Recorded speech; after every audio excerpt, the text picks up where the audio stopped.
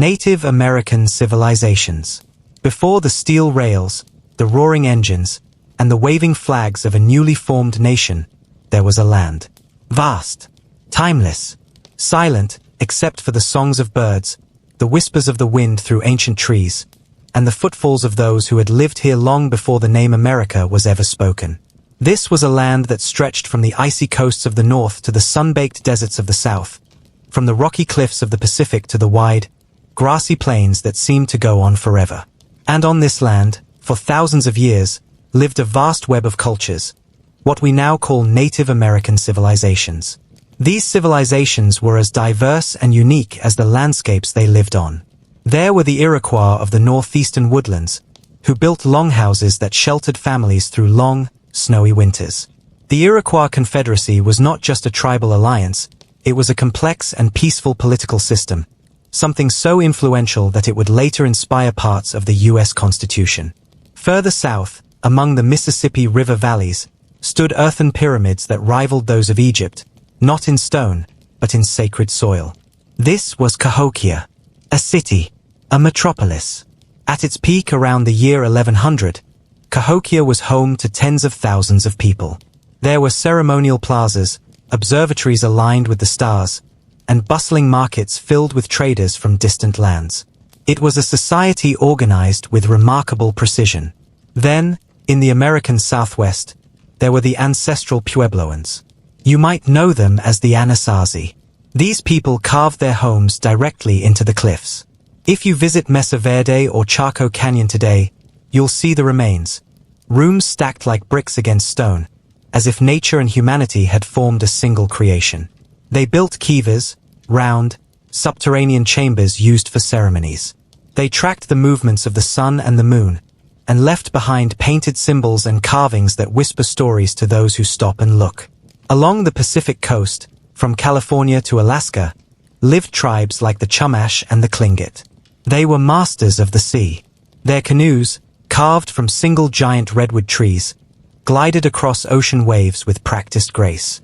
They fished, traded, and told stories passed down from generation to generation. Stories of salmon spirits, towering forests, and stars that watched over them at night.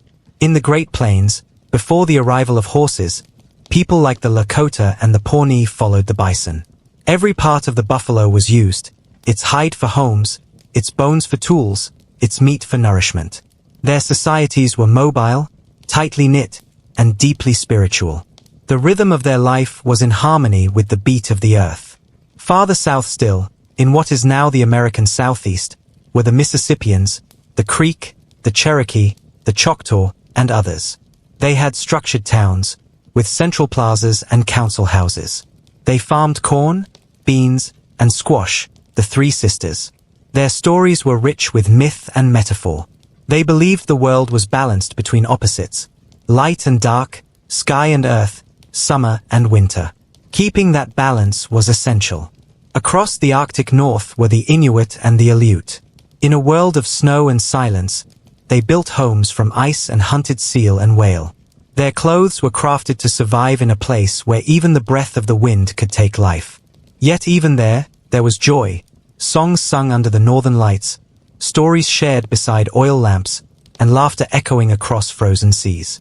These civilizations were not frozen in time. They changed, traded, fought, and collaborated. They had languages, hundreds of them, spiritual beliefs tied to animals, seasons, and stars, systems of governance, justice, and education. They were not simply survivors of the wild. They were stewards of the land, caretakers of ancient knowledge, and architects of a world that many never learned to see. And then, change came. Ships on the horizon, strange flags and unfamiliar languages. With them came new tools, yes, but also disease, displacement, and conflict. The civilizations that had thrived for millennia would face trials unimaginable. But this part of the story comes later. Tonight, we rest not in the roar of change but in the calm before. A quiet evening on the plains. A fire flickering in the forest. A child drifting to sleep beneath the stars, listening to their elders speak of spirits, ancestors, and sacred paths that no longer lie on maps. This was the beginning of what would become the United States, not with cities and steel, but with people and places, harmony and wisdom. A land already full of life before anyone tried to build it. So close your eyes now, and imagine the soft crunch of moccasins on pine needles, the low hum of a drum echoing in the distance, the hush of wind moving across tall grasses, and know that this, too, is America. Sacred landscapes and tribal territories. Long before lines were drawn on maps, before treaties were signed and borders enforced, the land was not divided, but deeply known. It was not owned, but honored. It was sacred. It was alive. To the many Native American nations, the land was never merely ground beneath their feet. It was memory, it was spirit, it was teacher. Every valley, river, mountain, and plain had meaning. Every stone could hold a story. Every tree could whisper a lesson. This connection between people and place created an invisible map, one not found in books, but passed down in stories, ceremonies, and sacred rites. Let's begin with the concept of sacred landscapes. In the southwestern deserts, the Dine, the Navajo, speak of their 4 sacred mountains: Mount Blanca, Mount Taylor, Mount Hesperus, and the San Francisco Peaks. These mountains don't just mark a homeland, they define a spiritual universe. Within their bounds lies HZH, the harmony of life. To live well, to live in balance, is to live within these sacred borders. The mountains are protectors, ancestors, and prayers turned to stone. Farther east, the Lakota people honor the Black Hills, or Paha Sapa. These rounded hills of pine and granite rise from the prairie like the bones of the earth. The Lakota say this is the center of the world, where the spirits dwell and creation began. The hills are more than just terrain. They are family. They are sacred not only in myth, but in ceremony and everyday life. And the Hopi? They dwell on mesas that stretch into the sky like giant fingers of stone. For the Hopi, the mesas are not just homes. They are portals between the earthly and the divine. Paths traced in the dust are not just trails. They are the footprints of ancestors, the roots of emergence from previous worlds. This sense of sacred geography was not just limited to specific landmarks. All of the land had meaning. There were vision quest sites tucked into quiet forests. Waterfalls where spirits were known to speak. Trees wrapped in prayer ties. Caves painted with symbols that pointed the way through seasons, life stages, and dreams. Now consider tribal territories. These were not like modern states or rigid national borders. They were fluid, respected, known. The Comanche moved with the buffalo across the plains, from what is now Texas into Oklahoma and beyond. Their land was not fenced, it was followed. They knew every bend in the river, every place where game would rest. The land was memorized like a song. The Haudenosaunee Confederacy, sometimes called the Iroquois League, had its territory in the rich woodlands of present-day New York and Ontario.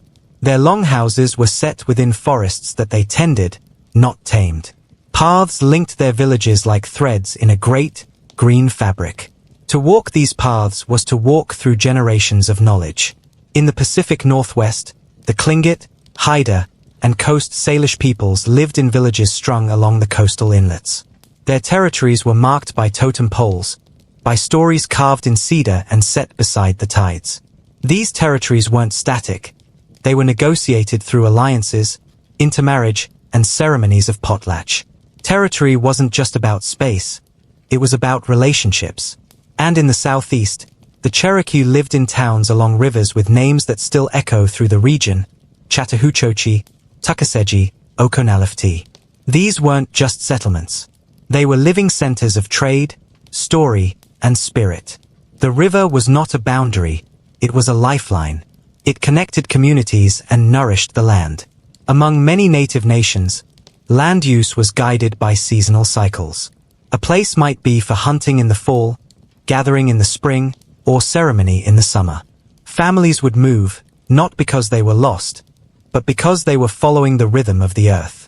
The territory wasn't abandoned. It was being respected, allowed to rest and renew.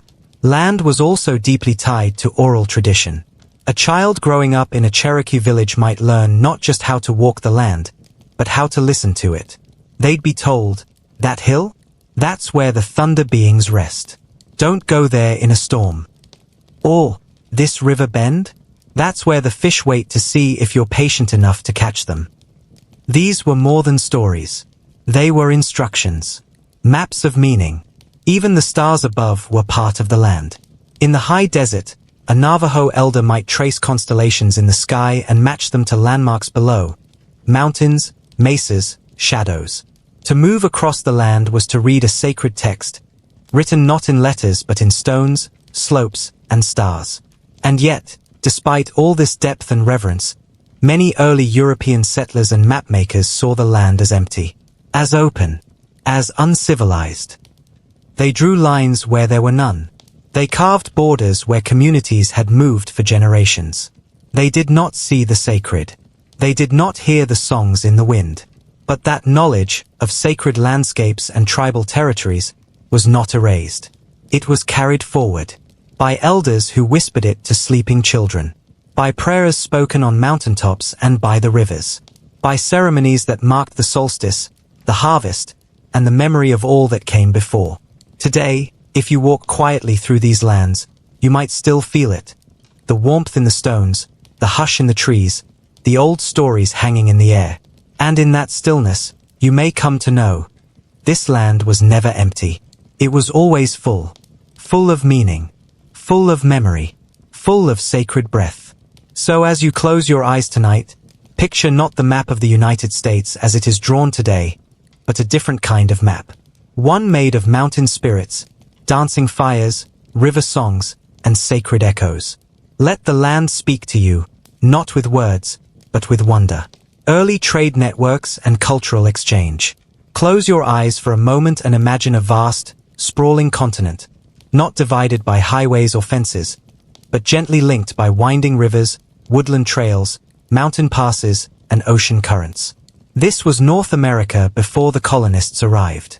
And across this land, long before the modern United States began to take shape, trade was already flourishing.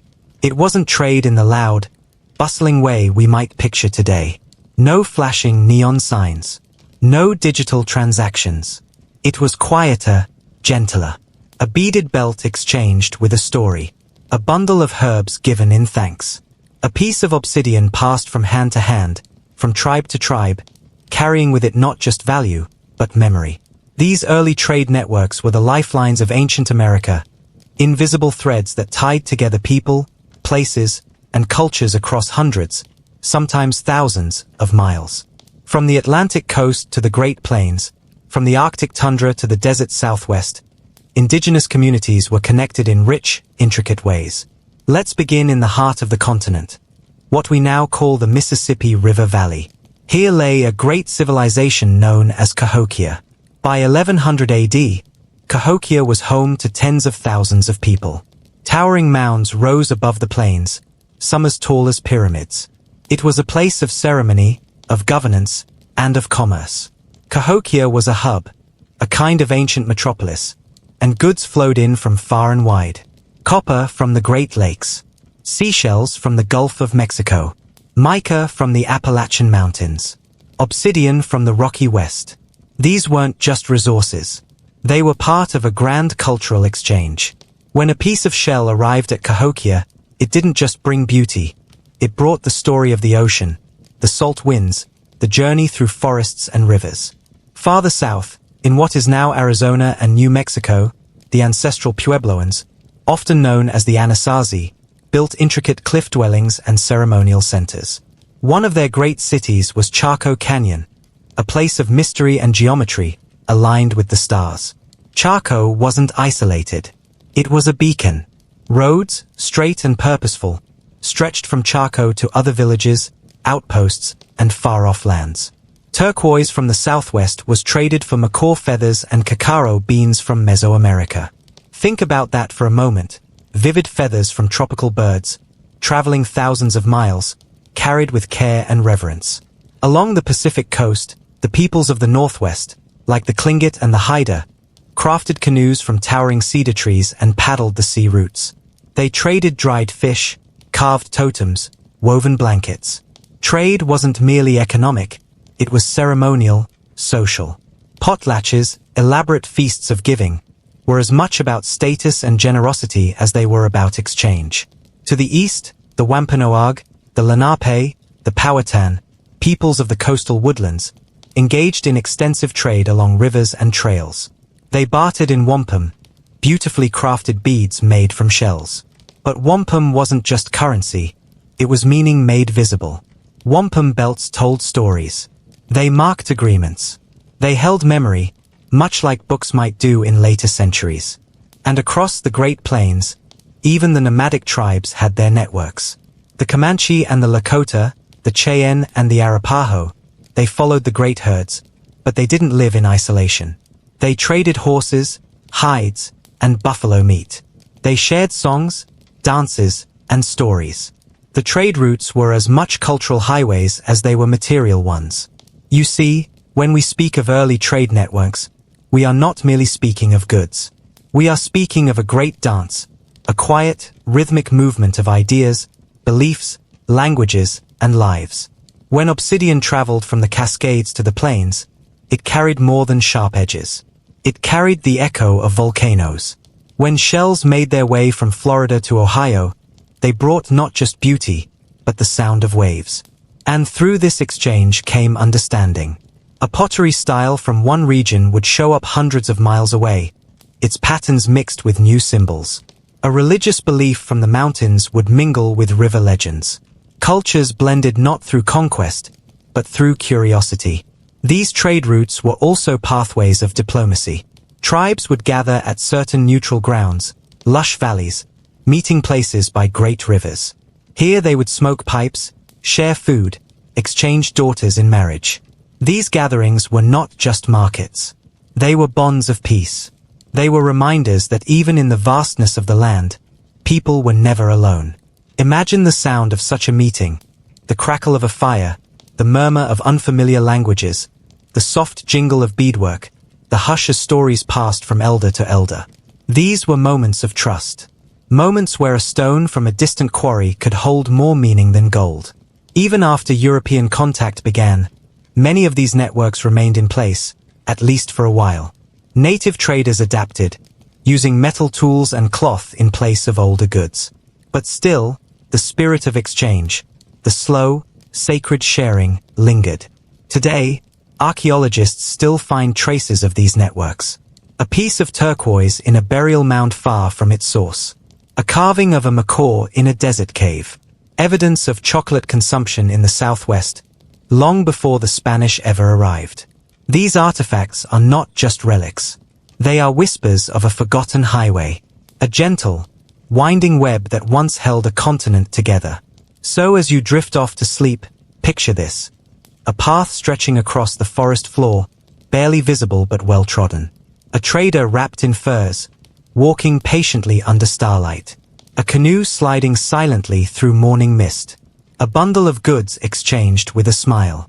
And far away, someone else lighting a fire, knowing that today, someone will come bearing stories, songs, and something sacred.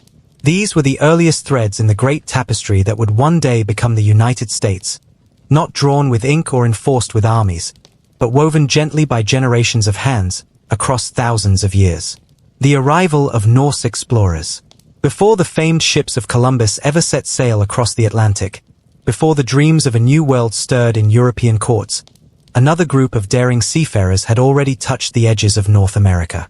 They came not with grand fanfare or imperial mandates, but quietly, almost like a whisper carried by the northern winds. These were the Norse explorers, often called the Vikings. Let us drift back, gently, to a time around the year 1000 AD. The icy winds of the North Atlantic howl softly across dark waters, where dragon-headed ships glide over swelling waves. These are longships, sturdy, elegant vessels carved by the Norse, designed for speed and resilience. On board are men wrapped in furs, their beards damp with sea spray, their minds filled with tales of distant shores and strange lands. Their leader, a man known as Leif Erikson, was the son of Eric the Red, the fierce and ambitious Norseman who founded the first settlements in Greenland. Leif had heard rumors from other sailors, whispers of a green, wooded land to the west. Curious and bold, he set out from Greenland in search of this place, guided not by compasses or maps, but by memory, sun, stars, and stories. After weeks at sea, Leif and his crew glimpsed a new coast, rugged, forested, and rich with promise. They had arrived in what we now believe was Newfoundland, Canada, in a place they named Vinland, the land of wild grapes. Now, imagine the Norse stepping onto this land, boots crunching over frosted grass, breaths misting in the cold morning air. The forests are dense and dark, filled with unfamiliar sounds. The rivers run clear, teeming with salmon. The air smells of pine and possibility. They build shelters, perhaps using turf and timber. Fires flicker. Meals are shared. The night is long, and stars will slowly overhead. Vinland was not empty. The Norse would have encountered indigenous peoples, possibly ancestors of the Beothuk or other First Nations. These meetings were tense and sometimes hostile. The Norse called them Skraelings, though we know little of how these early interactions truly unfolded. There was likely a mixture of awe, caution, curiosity, and fear. Despite the land's richness, the Norse settlements didn't last long. Harsh winters, conflict with local inhabitants, and the distance from Greenland made sustaining a colony difficult. Within a few years, the Norse had returned to Greenland and later to Iceland. Vinland faded from their daily lives, becoming more of a legend than a destination. Still, the memory of it remained. The Norse sagas, epic tales passed down through generations, kept the story alive. In the saga of the Greenlanders and the saga of Eric the Red, we read of Leif's journey, of encounters with the Skraelings, of battles and trade, and of the strange, wild beauty of Vinland. And though the Norse never founded a lasting colony in North America, their arrival matters. It matters because it changes the shape of the story. It reminds us that history is not always a straight line. That before the age of exploration officially began, brave souls were already setting sail into the unknown. Centuries would pass before Europe turned its gaze westward again. But deep in the icy north, the story of Vinland lingered, half forgotten, half believed.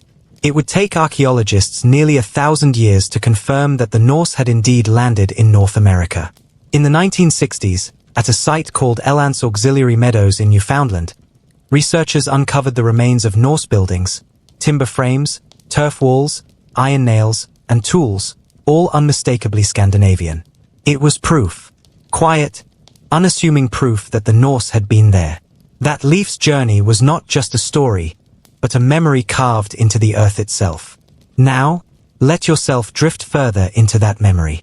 Picture the soft crunch of snow underfoot, the distant crack of an axe on wood, the murmur of Norse voices by firelight, the low hum of a sea wind against the walls of a sod house. A world both wild and beautiful, where myth met geography. In that sleepy corner of Newfoundland, where the trees sway gently and the sea breathes against the shore, you can still feel it, that ancient silence. A kind of reverent hush, as if the land itself remembers the boots that once touched its soil, the ships that sailed away before dawn, the voices that whispered stories to the stars. And so, the Norse explorers become the earliest known Europeans to touch the American continent. Not conquerors, not settlers, but wanderers, dreamers, men carried not by maps or riches, but by curiosity and the courage to follow it. Their journey didn't alter the course of history immediately, but it left a mark, a faint echo, a page in the long book of how the United States would one day be built. As you rest now, perhaps you can hear that echo, the creak of a wooden mast, the splash of an oar in cold, dark water, the call of a seabird overhead, and somewhere far, far away, the flicker of a fire in Vinland, where strangers once came ashore and wondered what stories the land might tell. Colonial exploration and the age of discovery. Close your eyes and imagine the world as it once was, vast, mysterious, and full of shadows at the edges of every map. For centuries, Europe had gazed eastward towards spice-laden lands, silken roads, and the golden allure of Asia. But then, slowly, the gaze shifted westward, toward the unknown, toward the ocean's horizon. This shift brought about a new era, an era we call the Age of Discovery. It was a time of sails catching the wind like silent wings. A time when wooden ships groaned softly as they cut across dark oceans under star-strewn skies. It was not a hurried time, but a patient, wandering one. Every journey was uncertain, and every landfall could mean wonder or peril. This was the world into which explorers like Christopher Columbus, John Cabot, and Amerigo Vespucci sailed. Let's begin with Christopher Columbus, whose name, for many, marks the beginning of American exploration. In 1492, Columbus set sail from Spain, not to discover a new world, but to find a new path to the East Indies. What he found instead were the islands of the Caribbean. He believed he had reached Asia, not realizing he had touched upon a continent largely unknown to Europe. He never set foot on the mainland that would become the United States, but his voyage opened the way for countless others. Next came John Cabot, sailing under the English flag. In 1497, he reached the shores of what may have been Newfoundland or possibly parts of the North American coast. Like Columbus, he believed he had found Asia. But the land he touched would become the foundation for future English claims in North America. As the years passed, more ships came. Amerigo Vespucci, a Florentine navigator, sailed along the South American coast and suggested that these lands were not Asia at all, but a new world. It was from his name that the term America would eventually be drawn. And slowly, a clearer picture began to form in the minds of European scholars. A landmass across the ocean, full of untapped riches and new possibilities. With this realization, exploration turned into ambition. France, Spain, England, Portugal, and the Netherlands all sent expeditions. Some sought gold, others sought roots. Still others sought souls to convert. And some simply sought glory. They mapped coastlines, charted rivers, and met with the many indigenous nations already living in harmony with the land. Let's pause and imagine one such voyage. A wooden ship bobbing on the waves. Its deck creaking beneath the footsteps of sailors. The sails full. The sun dipping low into a golden sea. Below, in the captain's quarters, maps lie open. Rough sketches of coasts drawn with ink and uncertainty. There are no satellite images, no accurate charts. Just guesses. Hopes. Dreams. One such explorer was Jacques Cartier, sailing for France. In the 1530s, he explored parts of Canada and navigated the mighty St. Lawrence River. He met indigenous peoples who had lived on that land for generations and recorded his interactions with them. Some peaceful, some strained. Another, Henry Hudson, explored the river that would bear his name in what is now New York. His search for a northwest passage, an elusive water route to Asia, would end in mystery, as his crew mutinied and set him adrift in the cold, silent waters of the north. Back then, every shoreline was a question. Every river, a potential highway. Every forest, a realm of imagination and myth. And as explorers ventured farther inland, they began to report back tales of vast plains, towering mountains, and bountiful lands.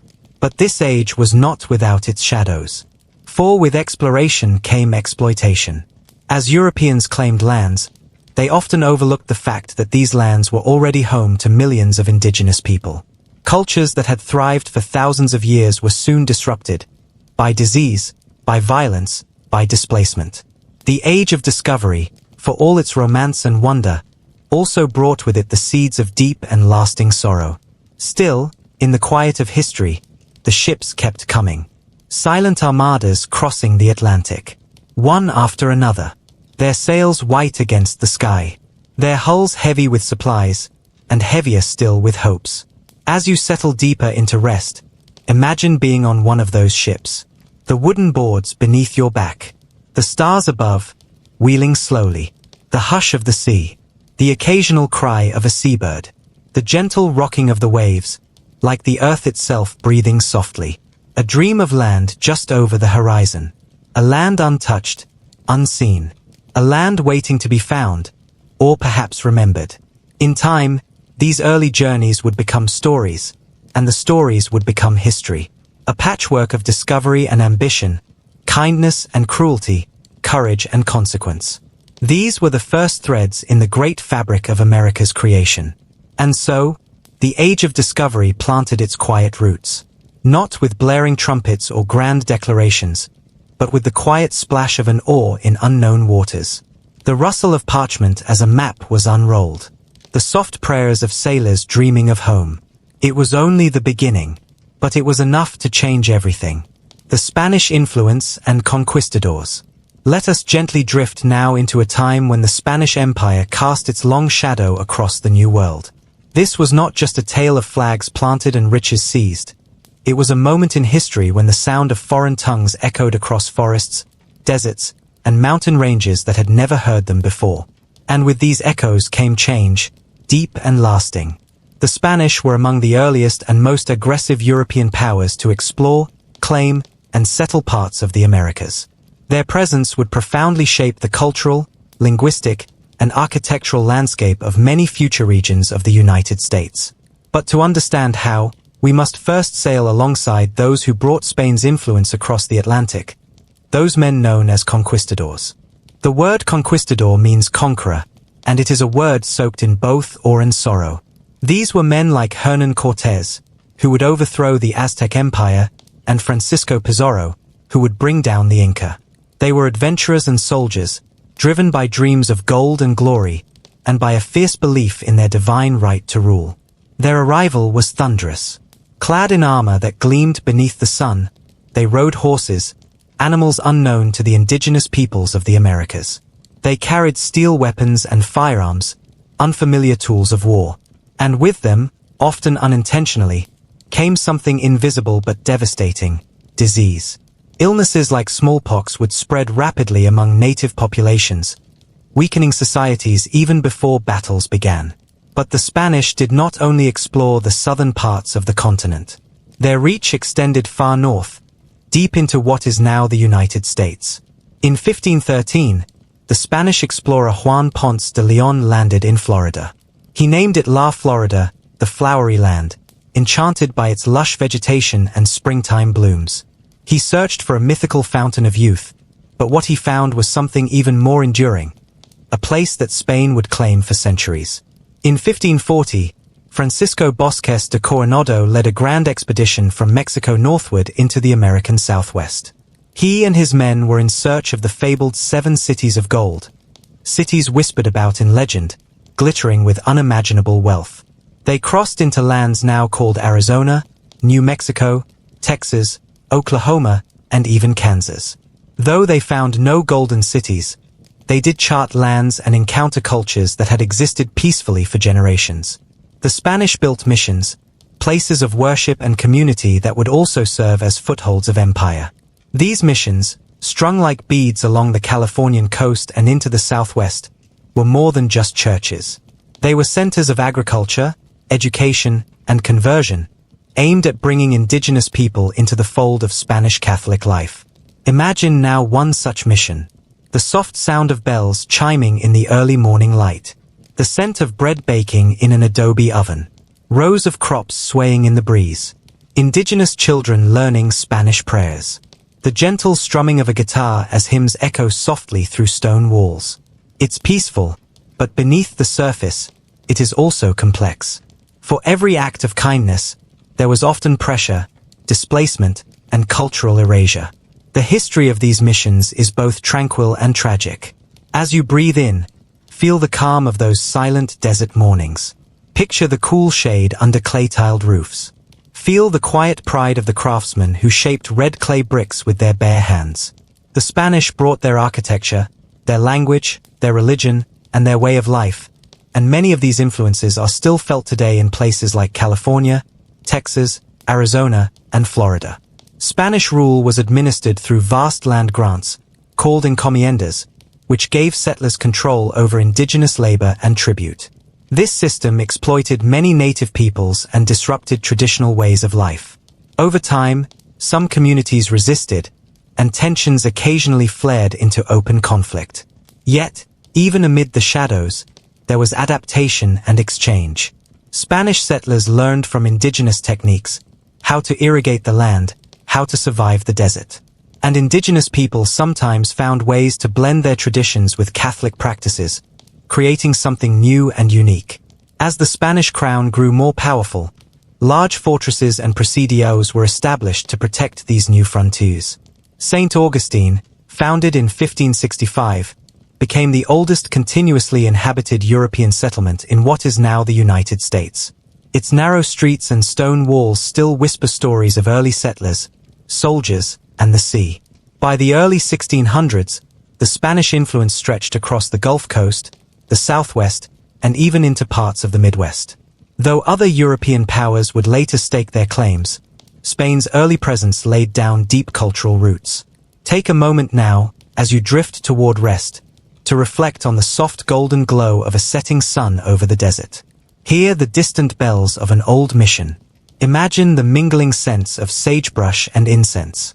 This was a land touched by many hands, and the Spanish influence, though at times harsh, added colors and shapes that would forever be part of the American mosaic. In time, the Spanish would clash with the French, the British, and even rebellious settlers. But in this moment, in this chapter of history, they stood alone under the blazing sun, planting their language, their customs, and their faith into the soil of the New World. The conquistadors have long since passed into memory, and their armored horses ride only in the pages of history books. But their footprints remain, in city names, in old churches, and in the soft cadence of Spanish words spoken on American streets. And as the stars begin to appear overhead, we move on, quietly, to the next chapter of how the United States was built. The lost colony of Roanoke. Let us now drift toward a mystery, one that has baffled historians for centuries, whispered through the oaks and pines of the North Carolina coast.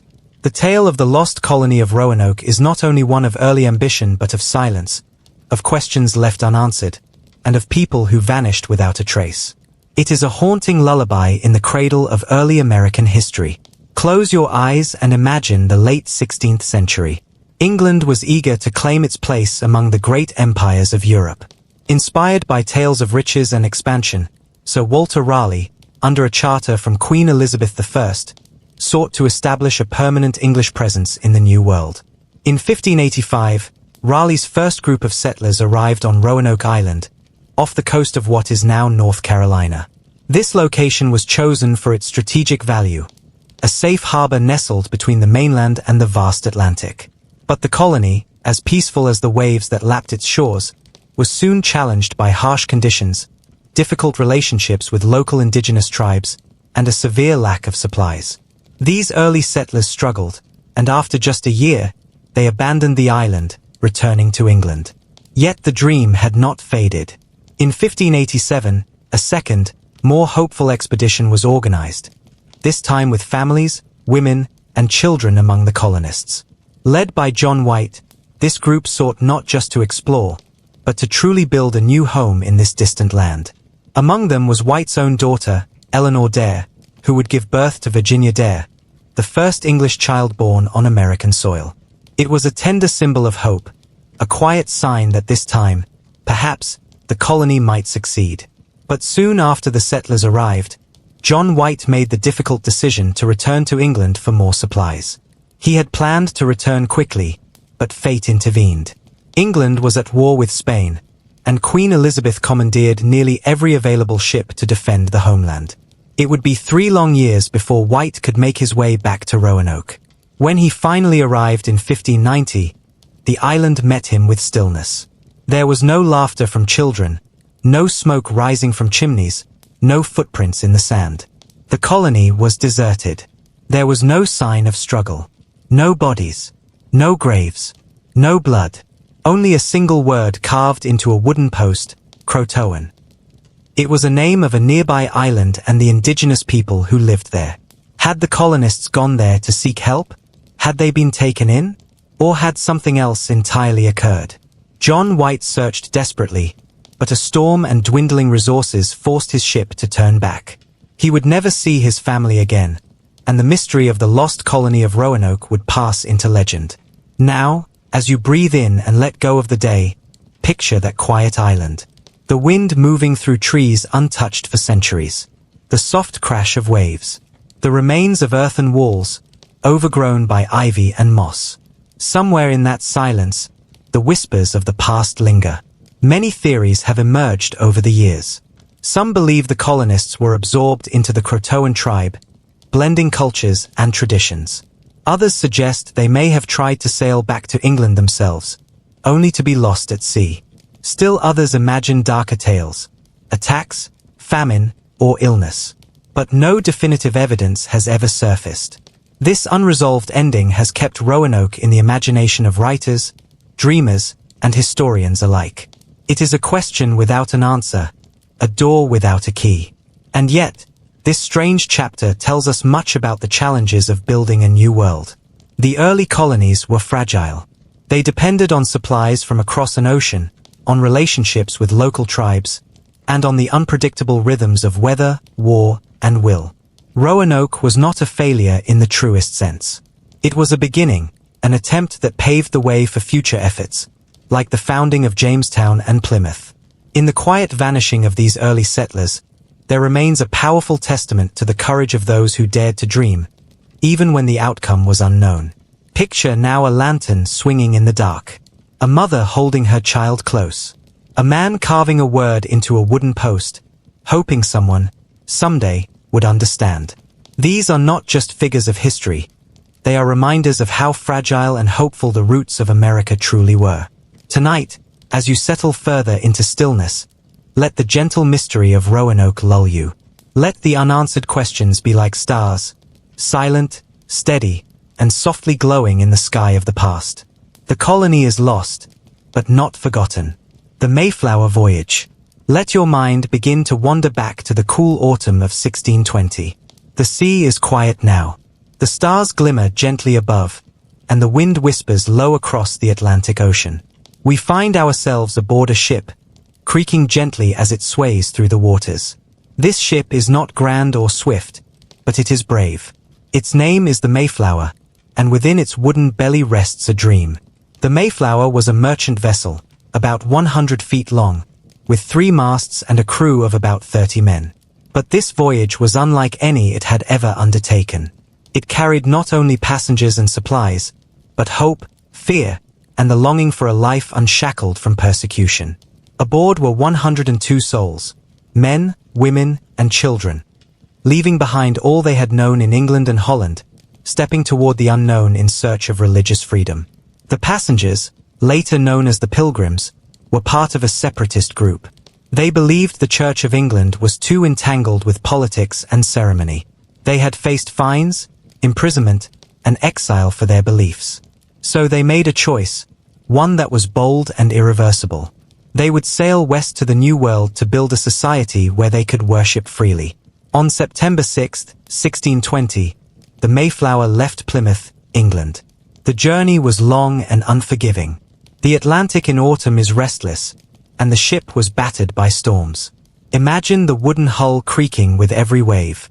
The passengers below deck, cramped, seasick, with little fresh air, struggled with the damp and the dark. There were no comforts. No beds as we know them, no warm meals, and no certainty of what lay ahead. Each day blurred into the next, wet clothes, rocking floors, the scent of salt and sickness.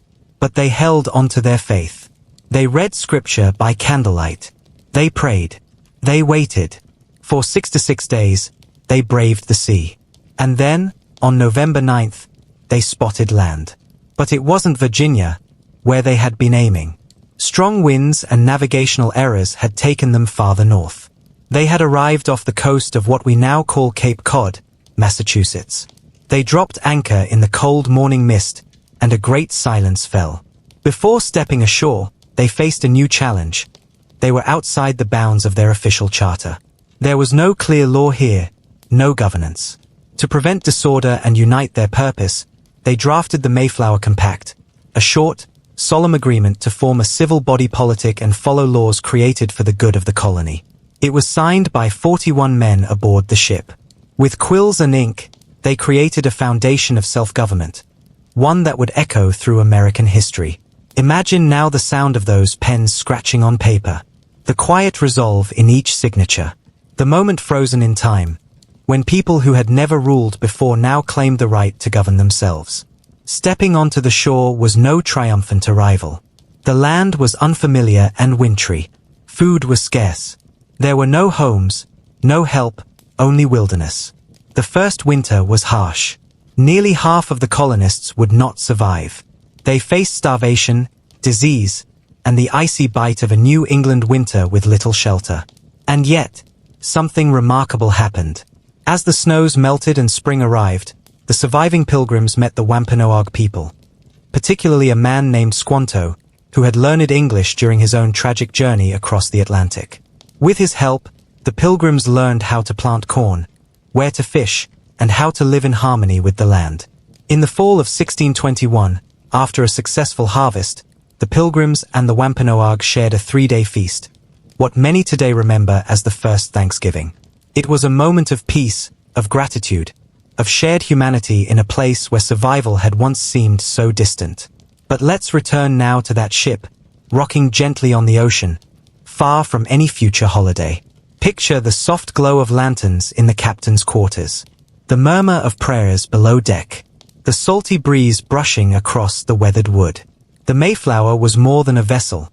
It was a cradle of belief, a symbol of quiet courage. The voyage was not just a journey across the sea, but across time, carrying an idea of liberty, planted in fragile soil, watered by sacrifice. And though the colony would grow and change in ways the pilgrims could not have imagined, their compact, their hardships, and their faith formed a part of the American spirit. As you drift now into sleep, imagine those silent waves, rolling under the Mayflower.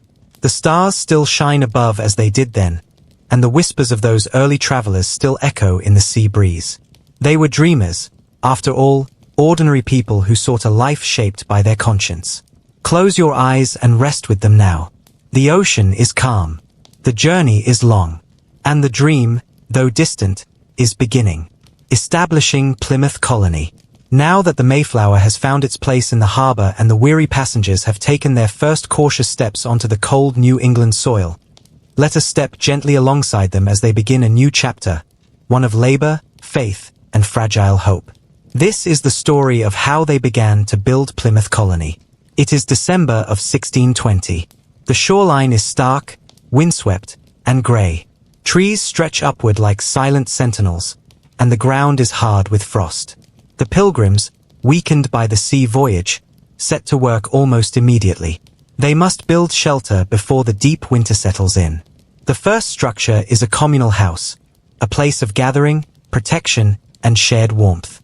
Imagine the sound of axes chopping into frozen wood, the quiet grunts of effort, the smell of pine and smoke. Days are short, and hands are numb, but the need for survival sharpens every task.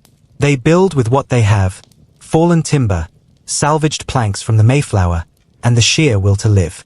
The men and boys venture into the woods to cut down trees, while the women and girls tend to the sick and prepare what little food remains. But the first winter is unforgiving. One by one, sickness spreads.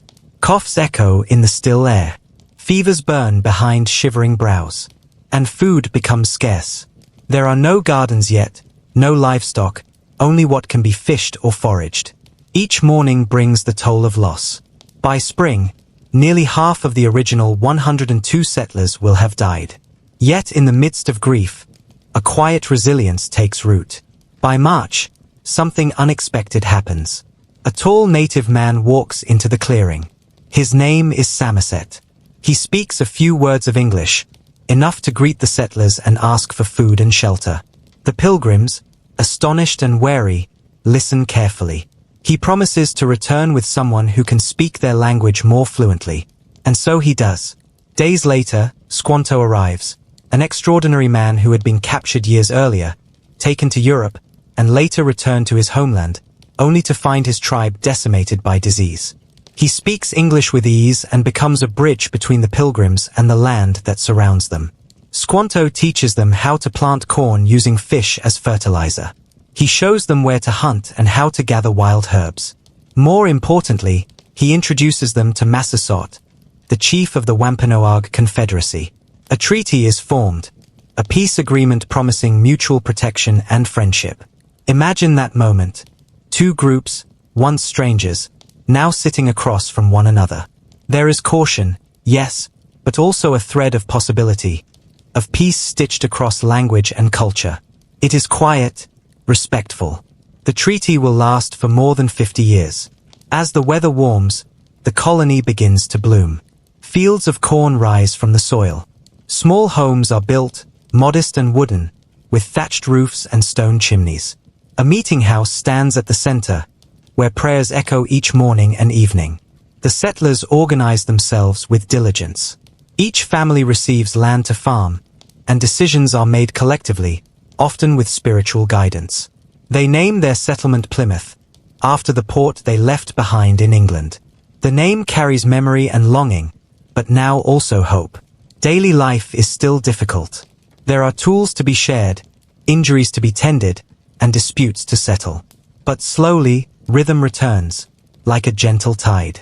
Children play along the shore. Women gather herbs in the woods. Men mend fences and plows. And at night, beneath lantern light, they sing hymns of gratitude. In the fall of 1621, after a successful harvest, the colonists decide to hold a feast of Thanksgiving. They invite the Wampanoag as a gesture of friendship. 90 native men come, bringing deer and wild fowl. The colonists contribute vegetables, berries, and bread. For 3 days, they eat together, play games, and share stories. This was not a national holiday yet, only a quiet gathering of people who had survived. But in their laughter and prayers, we feel the echo of what would become a lasting tradition. Through this first year, the colony's foundations are laid, not just in timber and stone, but in mutual support, in shared loss, in the willingness to learn, adapt, and trust. Plymouth Colony does not become a city overnight. It remains small, vulnerable, and often uncertain. But it is alive. And with each passing season, it grows a little stronger. By the end of the second year, new settlers begin to arrive.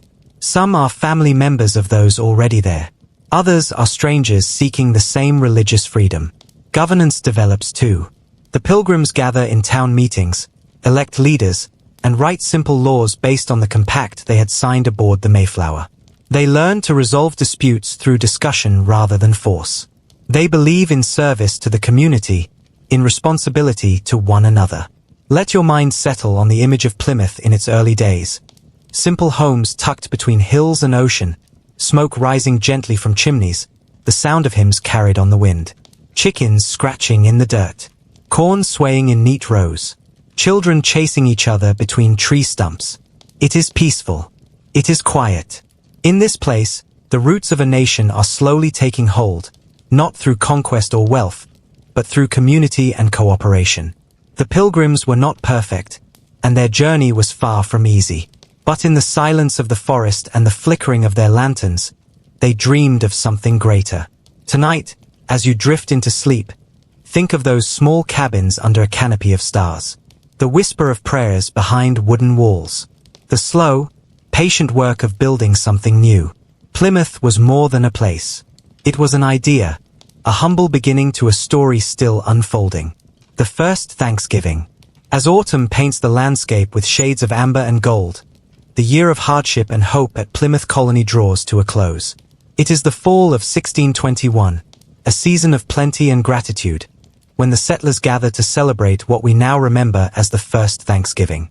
The harvest has been bountiful, thanks to the teachings of Squanto and the support of the Wampanoag people. The Pilgrims managed to grow enough crops to sustain themselves through the cold months ahead. Cornfields ripple gently in the breeze. Pumpkins and squash rest in the storerooms, and the sounds of wildlife echo softly in the crisp air. This feast is not just about food. It is a gathering of survival, friendship, and faith. The Pilgrims invite their Native American neighbors, Chief Massasoit and 90 of his men, to join them in a 3-day celebration. Imagine the mingling of languages and laughter, the exchange of stories around crackling fires, and the sharing of hunting tales and prayers. Together, they feast on venison, wild fowl, fish, corn, beans, and squash, a simple yet meaningful meal. Games and contests fill the days, and the air is thick with a sense of hope. For the Pilgrims, this is more than a harvest festival. It is a testament to resilience, a moment to honor the land and those who helped them endure. The first Thanksgiving sets a quiet precedent, a tradition of gratitude that echoes through the centuries. Though the meaning and observance of Thanksgiving have evolved, the origins remain rooted in this peaceful gathering of two peoples, sharing food and friendship amid the vast wilderness. As you close your eyes tonight, let the gentle warmth of that autumn feast soothe you. Picture the flickering flames, the soft murmur of voices, and the calm acceptance of a new life built on cooperation and hope. Drift slowly into rest with the comforting thought that even in the hardest times, there can be moments of light, connection, and gratitude. The Age of Discovery. In the quiet depths of history, long before the United States emerged as a nation, there was a time when the world seemed much larger and much more mysterious. This was the Age of Discovery, a period stretching roughly from the early 15th century into the early 17th century, when European explorers set out on daring voyages across unknown seas, driven by curiosity, ambition, and the desire for new trade routes. Imagine the vastness of the oceans, dark and endless, with no maps to guide them and no certainty of what lay beyond the horizon. For centuries, Europeans knew only of their own continent, and tales of distant lands were filled with wonder and sometimes fear. Yet, the call to explore was strong, fueled by the hope of finding wealth, spreading religion, and gaining power. This age was sparked in part by the innovations of navigation and shipbuilding. The development of the caravel, a small, fast ship with triangular sails, allowed sailors to venture further than ever before. Instruments like the compass and the astrolabe helped navigators find their way by the stars. With these tools, explorers braved the seas, mapping coastlines and discovering islands. Portugal and Spain were the early leaders of this new age. Portuguese explorers sailed down the coast of Africa, gradually pushing their way around the continent's southern tip, hoping to find a sea route to the riches of Asia. Their voyages opened paths for trade in spices, gold, and other treasures. Spain, motivated by similar ambitions, sponsored voyages across the Atlantic Ocean. The most famous of these was Christopher Columbus's journey in 1492, which, although intended to reach Asia, instead led him to the islands of the Caribbean. This event marked the beginning of sustained European contact with the Americas, forever changing the course of history. The Age of Discovery was not only about exploration, it was also a time of great cultural exchanges. Europeans encountered new peoples, plants, and animals that were entirely unknown to them. At the same time, their arrival introduced foreign goods and ideas to the native populations. Yet, this age was complex and often harsh. The quest for wealth and land sometimes led to conflict, exploitation, and suffering for many indigenous peoples. But it also set the stage for the future growth of colonies and nations, including the United States. As you let these thoughts settle softly, imagine the creaking ships cutting through the waves, the endless skies above, and the brave souls who looked beyond their known world. Their voyages opened doors to new chapters in history, chapters of discovery, challenge, and change. Let this calm reflection gently carry you toward rest, with the knowledge that even the greatest journeys begin with a single step into the unknown. Columbus and the Caribbean. As the gentle waves ripple beneath a calm sky, we turn our attention to one of the most famous voyages of the Age of Discovery, that of Christopher Columbus. In 1492, Columbus, an Italian navigator sailing under the Spanish flag, embarked on a journey that would forever alter the course of history. His goal was ambitious, to find a westward sea route to Asia, rich in spices and precious goods. At that time, the lands beyond Europe were largely unknown to the Western world, and many believed the ocean was vast and perilous. Yet, with 3 small ships, the Nina, the Pinta, and the Santa Maria, Columbus set sail into the unknown, guided by hope and determination. After weeks at sea, Columbus and his crew spotted land on October 12, 1492. They had reached islands in what we now call the Caribbean. Columbus believed he had found islands off the coast of Asia, unaware that this was an entirely new continent, home to diverse peoples and cultures. The islands Columbus encountered were inhabited by the Taino people, who lived in villages and cultivated crops like cassava, sweet potatoes, and maize. The initial meetings between Columbus's crew and the Taino were marked by curiosity and cautious exchange. Columbus described the natives as friendly and generous, and his reports back to Spain painted the Caribbean as a land of opportunity. However, the arrival of Europeans brought profound change and challenge. Over the following years, Spanish expeditions established settlements and claimed the islands for Spain. The Taino population suffered greatly due to diseases brought by Europeans, against which they had no immunity, and due to harsh labor demands. Despite these hardships, the Caribbean became a crucial foothold for European powers. It served as a launching point for further explorations into the mainland of the Americas, setting the stage for the vast and complex history that would unfold. As you imagine the calm Caribbean breeze and the gentle lapping of the sea, picture the quiet lives of the islanders and the distant sails on the horizon. Reflect on the mingling of worlds, the old and the new, and let the soft waves of history lull you toward a peaceful rest. Spanish conquistadors in North America.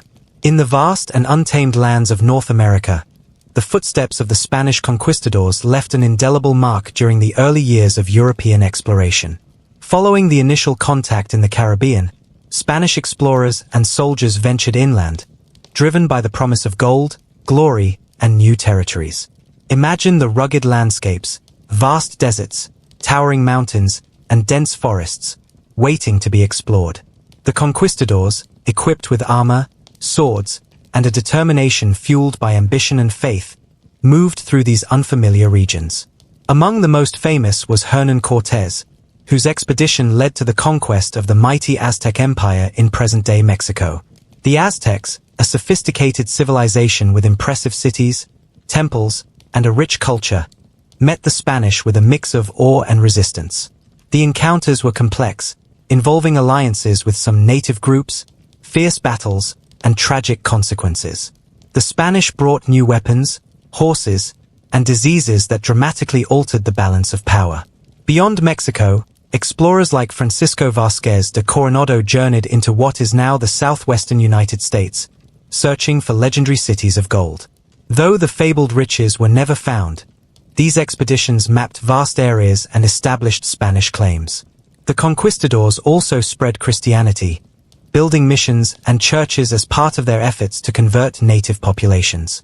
These missions became centers of culture and religion, influencing the development of many regions. However, the arrival of the Spanish came with hardship for many indigenous peoples. Forced labor, disease, and cultural disruption took a heavy toll. Yet, the blending of Spanish and native cultures over time also created new communities and traditions that endure to this day. As you listen to the quiet stories of these early explorers, picture the sun setting over expansive deserts and ancient cities, the soft sound of distant footsteps, and the mingling of two worlds. Let these reflections ease your mind and guide you gently toward rest. French exploration of the interior. As the gentle rivers meander through vast forests and rolling plains, the story of French exploration in North America quietly unfolds. Unlike the Spanish, whose focus was often on conquest and settlement along coasts and fertile valleys, the French were drawn deeper into the continent's interior, seeking trade, especially in valuable furs, and alliances with Native American peoples.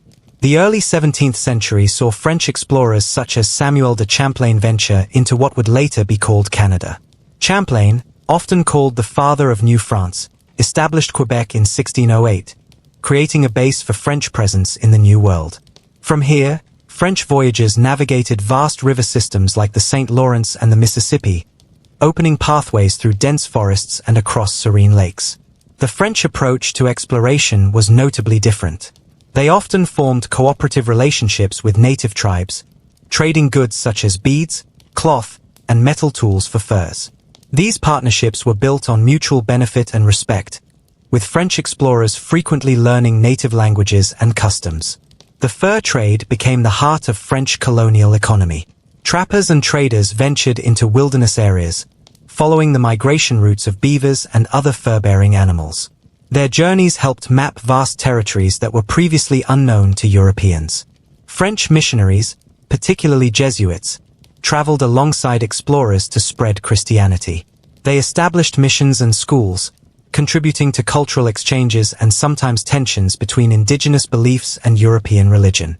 The French presence extended down the Mississippi River, exploring and claiming lands far into the interior of the continent. This created a network of settlements and trading posts that would influence the region's future.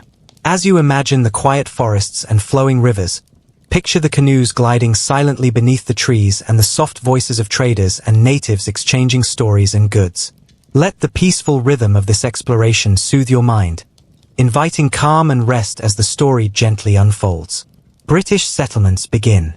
In the early 17th century, the British began their own chapter of exploration and settlement along the eastern shores of North America. Unlike the Spanish and French, whose efforts were concentrated on conquest and trade, the British approach often involved establishing permanent colonies, places where families could live, work, and build new communities. Imagine the dense forests and sprawling coastlines of the Atlantic seaboard, where English ships arrived carrying hopeful settlers. One of the first successful English settlements was Jamestown, founded in 1607 in what is now Virginia. This marked the beginning of England's lasting presence in the New World. The settlers faced many hardships, unfamiliar lands, harsh winters, and sometimes difficult relations with the native populations. Yet, they persevered, cultivating crops such as tobacco, which would become a vital economic resource. Alongside Jamestown, the Pilgrims arrived in 1620 on the Mayflower, seeking religious freedom. They established Plymouth Colony in Massachusetts, laying foundations for communities based on shared beliefs and self-governance. Their story of struggle and cooperation with local Native American tribes is remembered as a significant moment in early American history. Over time, other British colonies took shape along the coast, from New England down to the Carolinas. Each had its own character, influenced by the settlers' origins, economic pursuits, and interactions with indigenous peoples. The British colonies developed systems of government and law, drawing from English traditions but adapting to new circumstances. Town meetings, elected assemblies, and local courts became part of colonial life, fostering a sense of order and community. As you picture the wooden houses, winding roads, and quiet harbors of these early settlements, imagine the hopes and challenges of those first colonists. Let the peaceful images of dawn breaking over forested hills and the gentle sounds of a new day fill your mind, guiding you softly toward rest. Dutch and Swedish colonies. Along the mid-Atlantic coast of North America, another chapter of early colonial history quietly took shape with the establishment of Dutch and Swedish settlements. While smaller in scale compared to the British and French, these colonies contributed unique cultural and economic threads to the growing tapestry of what would become the United States. The Dutch founded New Netherland in the early 17th century, with its capital at New Amsterdam, located on the southern tip of Manhattan Island. This bustling trading hub attracted settlers from various European countries, creating a diverse community marked by tolerance and commerce. The Dutch West India Company controlled the colony, focusing on trade, especially in fur, with native tribes. New Amsterdam's strategic location made it a center of maritime activity. Ships arrived from Europe bringing goods, people, and ideas, while merchants traded with Native Americans and other colonies. Streets filled with the sounds of multiple languages, horses clopping over cobblestones, and the hum of markets. At the same time, Swedish settlers established the colony of New Sweden along the Delaware River in the 1630s. Though small, this colony introduced important elements such as log cabin construction, which would influence frontier architecture in America. The relationships between these colonies and indigenous peoples varied. While trade and occasional alliances flourished, tensions and conflicts also occurred. Despite this, the Dutch and Swedish presence added to the cultural diversity of the region. Eventually, in 1664, the English took control of New Netherland, renaming New Amsterdam as New York. This marked the beginning of British dominance along the eastern seaboard but did not erase the influences left by the Dutch and Swedes. As you imagine the cobbled streets of New Amsterdam, the sailboats on the Hudson River, and the peaceful forests along the Delaware, picture a blend of cultures and communities weaving quietly together. Let the gentle rhythm of this story calm your mind as you drift toward restful sleep. The Columbian Exchange. The story of the Columbian Exchange is a gentle but profound tale of how two worlds, Europe and the Americas, became connected in a way that forever changed the course of history. This exchange, named after Christopher Columbus, was not just about goods or people, but about plants, animals, culture, and even ideas flowing back and forth across the Atlantic Ocean. Before this exchange, the Americas had a unique ecosystem, with crops like maize, potatoes, and tomatoes flourishing in the soil. Meanwhile, Europe, Africa, and Asia had their own distinct plants and animals. When explorers and settlers arrived, they carried with them seeds, livestock, and knowledge, and in turn, brought back the treasures of the New World. Imagine the journey of the potato, a humble root vegetable native to the Andes Mountains, traveling across the ocean to Europe, where it became a staple food for millions. Similarly, tomatoes, once unknown outside the Americas, became central to Mediterranean cuisine. On the other hand, horses, cattle, and sheep were introduced to the Americas, transforming native ways of life. Horses gave many indigenous peoples increased mobility, changing hunting and warfare patterns. Cattle and sheep provided new sources of food, clothing, and labor. However, this exchange also had darker consequences. Diseases such as smallpox, measles, and influenza traveled with Europeans and devastated native populations who had no immunity. Entire communities were affected, altering the demographic and cultural landscape. The Columbian Exchange was not a single event but an ongoing process that shaped agriculture, diets, economies, and societies on both sides of the ocean. It laid the foundations for the interconnected world we know today. As you picture the slow drift of ships crossing the vast blue ocean, laden with goods and hope, imagine the quiet planting of seeds in new soils and the soft sounds of animals settling into unfamiliar pastures. Let this story of connection and change gently ease you into peaceful rest. Impact on native populations. The arrival of European explorers and settlers marked a profound and often tragic turning point for the native peoples of North America.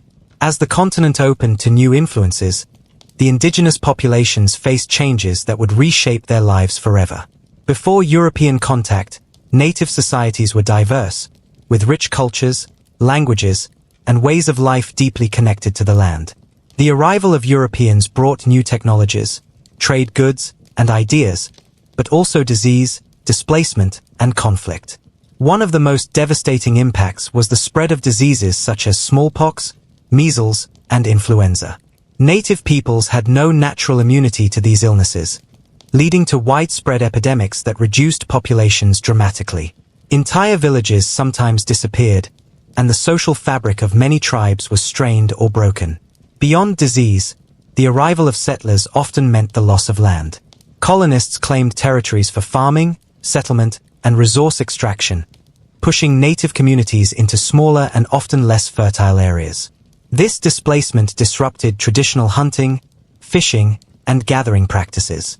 Relationships between natives and Europeans varied widely. Some tribes formed alliances and engaged in trade, exchanging furs and other goods for European items like metal tools and firearms. These partnerships sometimes brought benefits but could also lead to dependency and loss of autonomy. Conflicts erupted as competition for land and resources increased. Wars and skirmishes occurred throughout the colonial period, shaping the geopolitical landscape of the continent. Despite these challenges, native cultures showed resilience. Traditions, languages, and knowledge passed down through generations persisted and adapted in new circumstances. As you imagine the quiet forests, vast plains, and flowing rivers where native peoples lived, picture the resilience and spirit that endured through change. Let the calm rhythm of nature and the soft stories of these communities soothe your mind, guiding you toward peaceful sleep. The development of infrastructure like roads and ports facilitated commerce and communication between the colonies and the wider world. Markets and fairs became gathering places for farmers, merchants, and artisans, fostering community connections. The economy was not without its challenges. Periodic conflicts with Native Americans, harsh winters, and limited labor forces tested the colony's ability to grow. Yet, the diversity of economic activities allowed the colonies to adapt and prosper.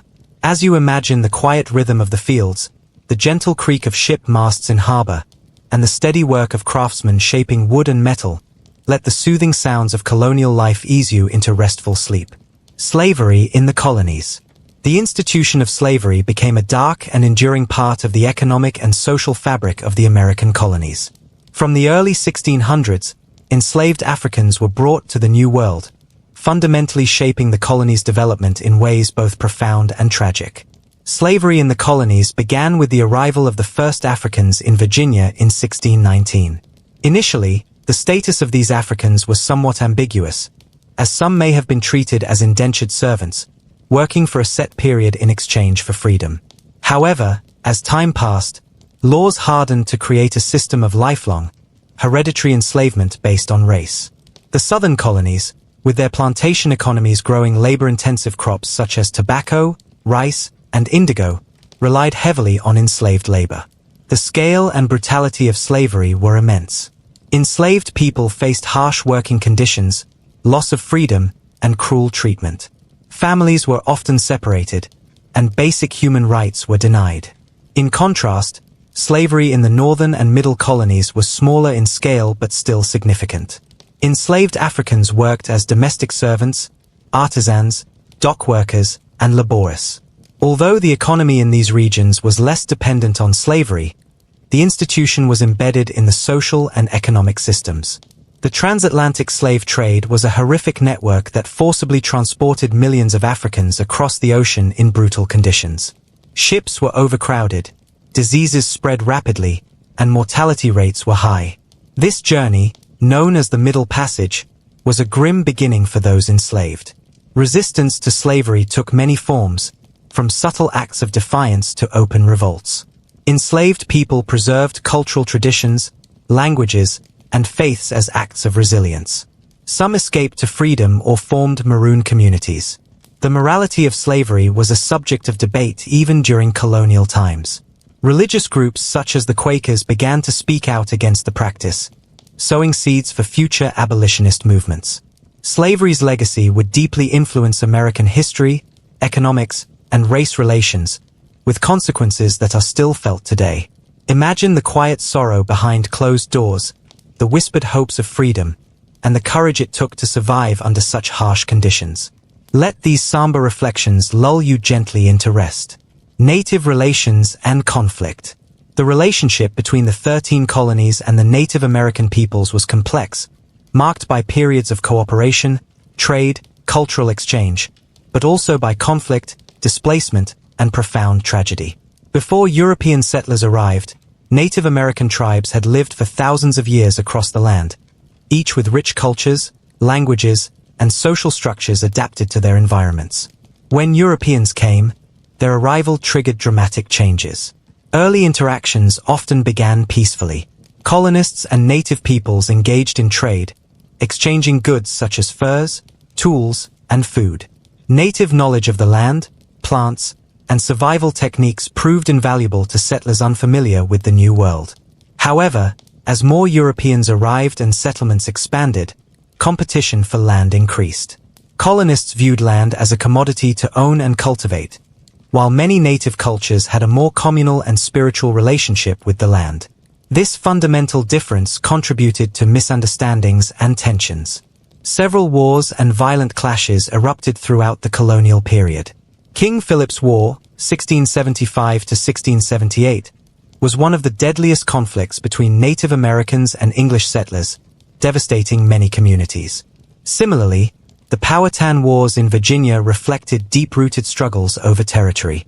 Disease also played a tragic role, as European illnesses like smallpox spread among native populations, who had no immunity. This caused dramatic population declines and weakened resistance to colonization. Some colonies adopted policies of alliance and coexistence, often through treaties and intermarriage, but these agreements were frequently broken or manipulated to benefit settlers.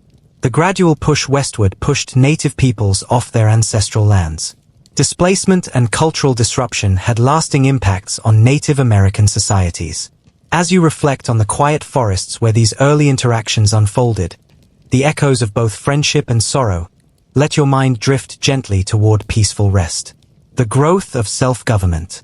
From the earliest days, the American colonies began to develop systems of self-government that laid the groundwork for democratic ideals and practices later embodied in the United States Constitution. These early forms of governance reflected a desire among colonists for local control and participatory decision-making. One of the first examples was the Virginia House of Burgesses, established in 1619. This assembly was the first elected legislative body in the English colonies, giving settlers a voice in local affairs. Though limited to land-owning men, it marked a significant step toward representative government. In New England, the Mayflower Compact of 1620 represented an early social contract. The Pilgrims agreed to form a civil body politic to make laws for the good of the colony. Town meetings became a common practice, where male citizens gathered to discuss and decide community matters, reinforcing direct democracy. As colonies grew, charters and constitutions codified governmental structures. These documents often granted colonists rights to elect assemblies, create laws, and manage taxation. Colonists learned to balance authority between governors appointed by the crown and elected representatives. Streets like a live wire. By 1773, the American colonies were no longer simmering with discontent. They were beginning to boil over. The latest spark came in the form of a seemingly simple commodity, tea. For the British government, tea was more than just a beverage. It was an economic lifeline, particularly for the struggling British East India Company, which had accumulated unsold mountains of tea in its warehouses. To save it, Parliament passed the Tea Act of 1773. This law allowed the East India Company to sell its surplus tea directly to the colonies at a reduced price, cheaper even than smuggled Dutch tea. But there was a catch: the tea would still carry a small tax. The price may have been lower, but accepting the tea meant accepting Parliament's right to tax the colonies. To the British, this seemed reasonable. To the colonists, it was a trap. The principle remained unchanged: no taxation without representation. The lower cost didn't matter. What mattered was that this was yet another attempt to assert control without consent. Across the colonies, merchants, smugglers, and patriots alike saw through the maneuver and rallied against it. Ships carrying the taxed tea were turned away in Philadelphia and New York. In Charleston, the tea was quietly unloaded and left to rot in storage. But in Boston, things took a more dramatic turn.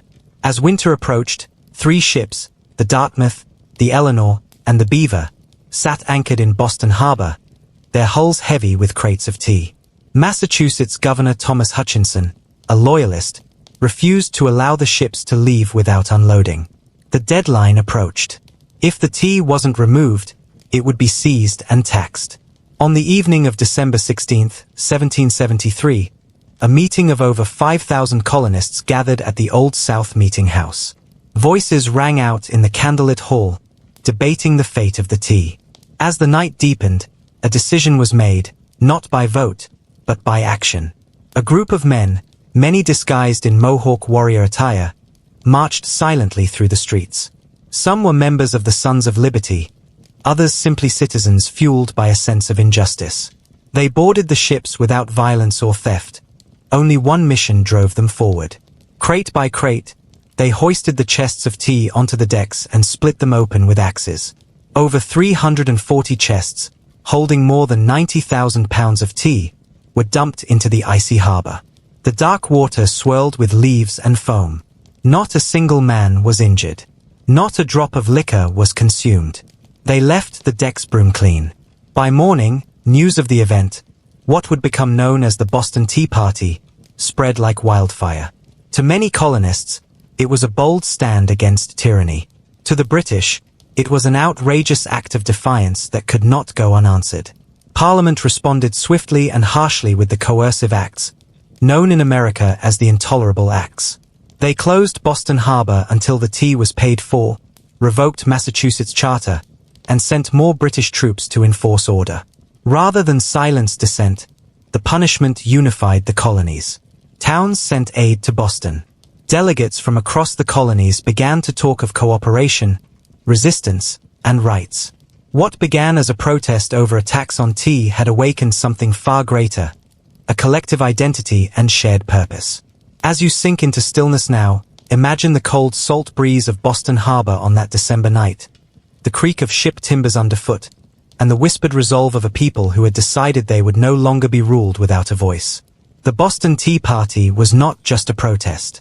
It was a declaration, unspoken but unmistakable. Liberty was worth the risk, worth the storm, worth the plunge into dark waters. First Continental Congress. The streets of Philadelphia in the autumn of 1774 were filled with the crisp scent of fallen leaves and whispers of revolution. Within the brick walls of Carpenter's Hall, a quiet but monumental gathering was underway. Delegates from 12 of the 13 colonies had arrived, summoned not by a king, but by a shared sense of urgency. They called it the First Continental Congress. The trigger had been the Intolerable Acts, Britain's harsh response to the Boston Tea Party. These laws had not only punished Boston but had shown all colonies just how far Parliament was willing to go to assert its control. It wasn't just about Massachusetts anymore. It was about every colony's future. On September 5, 1774, 56 men gathered in Philadelphia. They were not wild-eyed rebels. Many were lawyers, planters, merchants, men of reason, education, and caution. Among them stood George Washington, the tall and quiet Virginian, John Adams, the sharp-witted lawyer from Massachusetts, Patrick Henry, the firebrand orator, and Samuel Adams, the seasoned revolutionary. The only absent colony was Georgia, still embroiled in conflict with local native tribes and dependent on British support. They did not arrive as Americans. They came as Virginians, New Yorkers, South Carolinians, each with loyalty to their home colony. But that was about to change. Inside the hall, debate raged. How should they respond to Britain's growing oppression? Some wanted to reconcile. Others demanded firm resistance. There were questions of loyalty, law, and liberty. And all the while, the heavy shadow of war loomed just outside the chamber. The delegates agreed on several key actions. First, they issued a bold declaration. The rights of Englishmen did not vanish upon crossing the Atlantic. Colonists were entitled to life, liberty, and property. Parliament, they argued, had no right to tax them without their consent. Then, in a striking move, they formed a boycott of British goods, known as the Continental Association. Colonists would cease importing or using British products until the Intolerable Acts were repealed. Local communities were urged to form committees of inspection to enforce the boycott, a quiet preparation for more organized resistance. Perhaps most importantly, they agreed to reconvene if Britain refused to respond. This was no one-time meeting. It was the beginning of a new political structure that would carry the colonies toward independence. In private letters, some delegates expressed awe at what was happening. A roomful of men from scattered lands, many of whom had never met before, had come together to speak as one. They didn't always agree, but they listened. They argued. And in doing so, they created something new, the beginning of a unified American identity. When the Congress adjourned in late October, the delegates returned home not as isolated colonists, but as representatives of a broader cause. They carried resolutions, plans, and a renewed sense of purpose. The First Continental Congress was not a call to war. Not yet.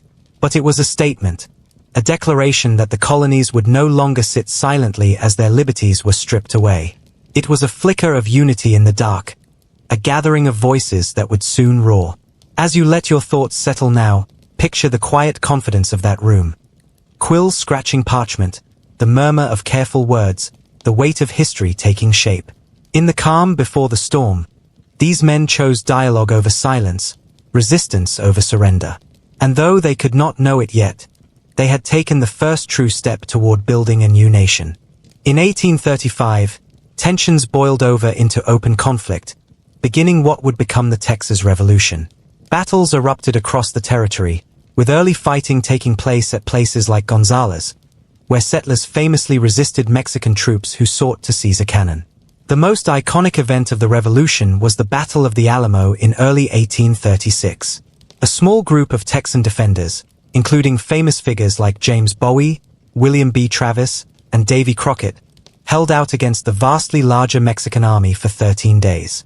Though the Alamo fell, the defenders' courage became a powerful symbol of resistance and inspired more settlers to join the fight for independence.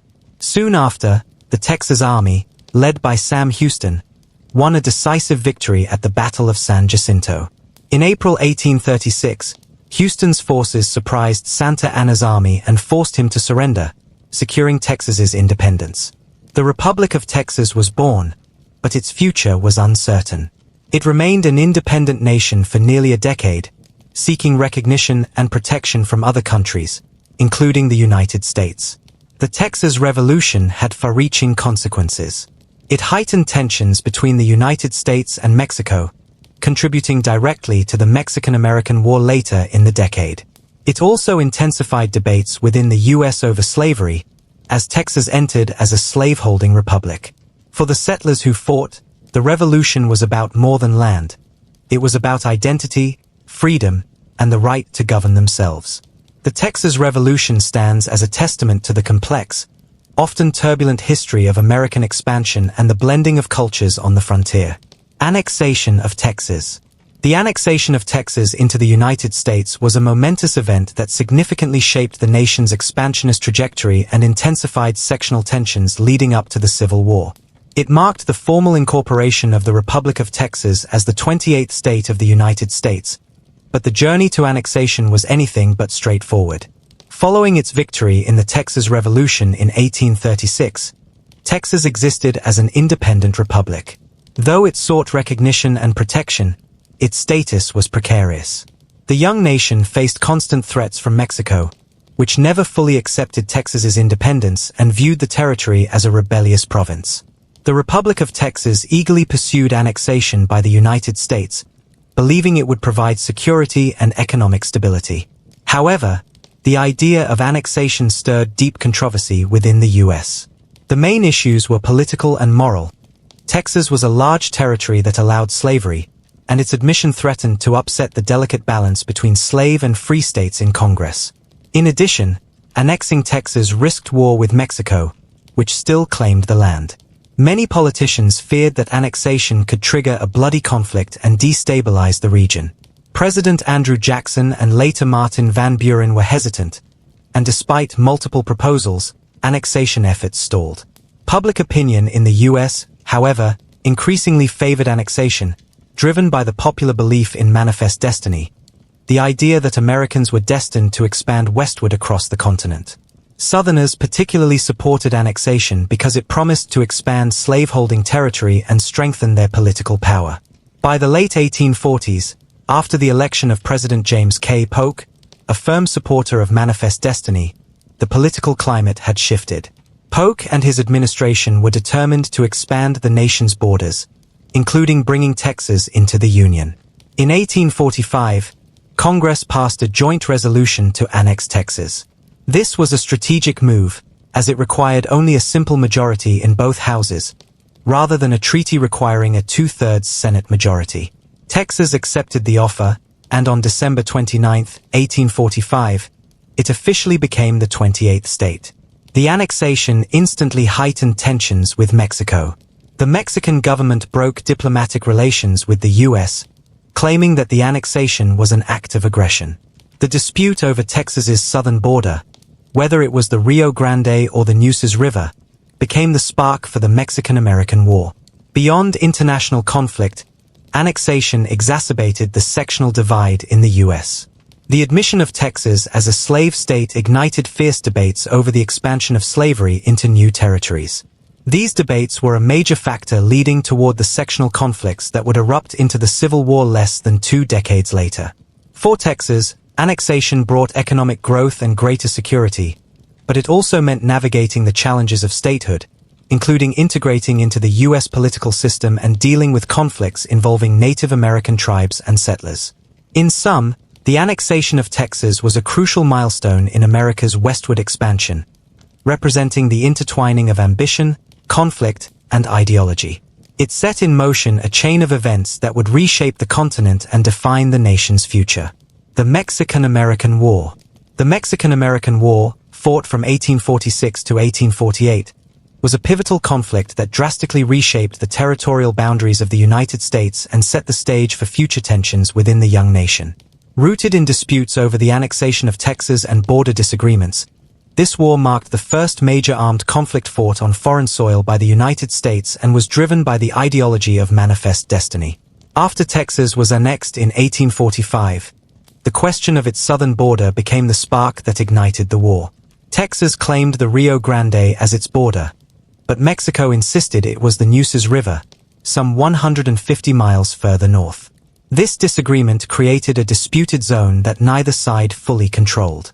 President James K. Polk, a fervent believer in expanding the United States across the continent, sent troops under General Zachary Taylor into this contested territory. When Mexican forces attacked American soldiers in this disputed area in April 1846, Polk used the incident to urge Congress to declare war, famously stating that American blood had been shed on American soil. The declaration passed amid mixed opinions. Some Americans supported the war enthusiastically, seeing it as a chance to fulfill manifest destiny, while others, including future President Abraham Lincoln, questioned its justification. The war quickly expanded beyond Texas. American forces launched multiple campaigns into Mexican territory, including California and New Mexico. Led by generals like Zachary Taylor and Winfield Scott, U.S. troops won key battles such as the Battle of Buena Vista and the Siege of Veracruz. The capture of Mexico City in 1847 marked a decisive victory that forced Mexico to negotiate peace. This war was notable for its technological and logistical advancements, including the use of railroads and telegraphs, which facilitated the movement of troops and communication. Additionally, it was a proving ground for many officers who would later become famous in the Civil War, including Robert E. Lee and Ulysses S. Grant. The Treaty of Guadalupe Hidalgo, signed in 1848, ended the war and had profound consequences. Mexico ceded a vast portion of its northern territory, now the American Southwest, including California, Arizona, New Mexico, Nevada, Utah, and parts of Colorado and Wyoming, in what is known as the Mexican Cession. The United States paid Mexico $15 million and assumed $3.25 million in debts owed by Mexico to American citizens. Yet, while a few miners found immense fortune, many more faced hardship, disappointment, and exhaustion. Mining was grueling and dangerous work, with risks including accidents, disease, and harsh living conditions. Over time, large mining companies replaced individual prospectors, using machinery to extract gold more efficiently. The gold rush also had a lasting cultural impact, symbolizing the American spirit of adventure, risk-taking, and opportunity. It helped build the myth of the West as a land of endless possibilities and shaped the nation's identity as a place where anyone could seek a better life. In summary, the California Gold Rush was a transformative event that not only enriched the nation materially but also accelerated its expansion and development. It brought diverse peoples together, introduced new challenges, and left an indelible mark on American history. The Homestead Act. The Homestead Act, signed into law by President Abraham Lincoln in 1862, was one of the most important pieces of legislation in the history of American westward expansion. It was designed to encourage settlement and development of the vast public lands in the western United States by offering free land to settlers willing to live on and improve the land. Before the act, much of the Western Territory belonged to the federal government and was largely unsettled, except for Native American tribes and a few scattered settlers. The government wanted to populate these lands quickly, to establish American presence and to promote agriculture and economic growth. The Homestead Act promised 160 acres of land to any adult citizen or intended citizen who paid a small registration fee and agreed to live on the land, build a home, and farm it for at least 5 years. This offer was revolutionary. It opened up opportunities for thousands of people who otherwise could not afford land.